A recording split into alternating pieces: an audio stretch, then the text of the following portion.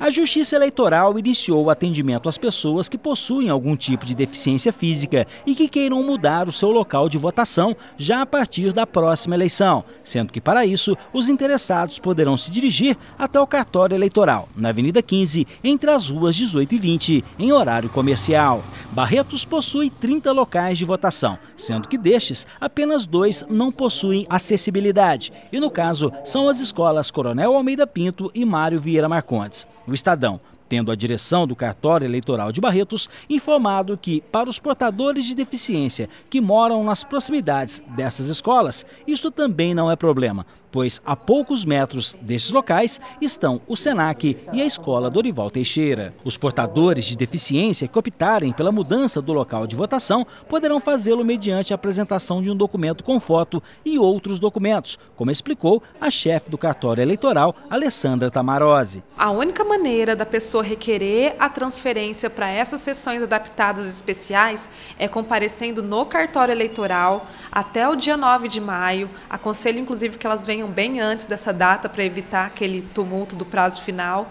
Então, elas têm que comparecer aqui munidas de um documento com foto, de um comprovante de endereço e do título eleitoral, se elas ainda possuírem.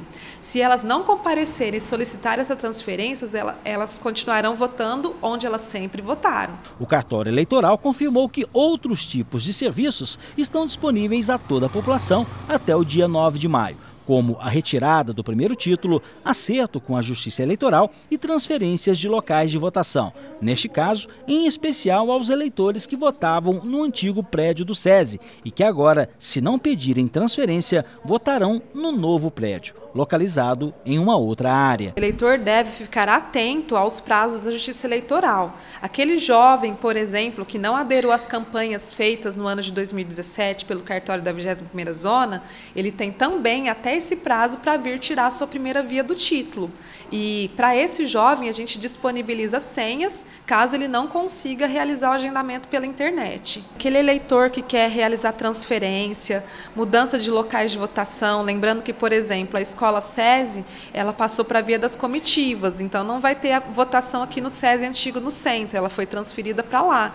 Então aquele eleitor que algum motivo achar que ficou fora com a distância longe, ele pode vir aqui no cartório transferir o local de votação também. E outros serviços como regularização de título, para títulos cancelados, né, quem está devendo eleição, todos esses prazos terminam nessa data, no dia 9 de maio.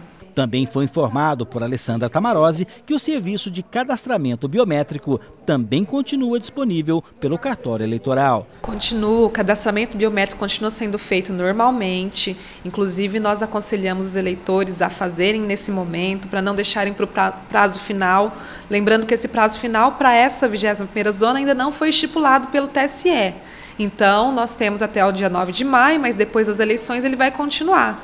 Só que, na medida do possível, nós procuramos atender esses eleitores de uma forma antecipada. Se o eleitor não conseguir agendar o seu horário pela internet, ele pode vir no cartório, trazendo os documentos necessários, que é o RG, comprovante de endereço e o título, se ainda tiver, que a gente vai tentar encaixar esse eleitor para que ele saia com o cadastramento biométrico.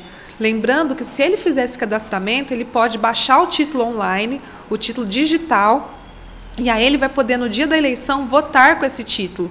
Então, é uma vantagem para esse eleitor se antecipar e vir realizar o cadastramento biométrico.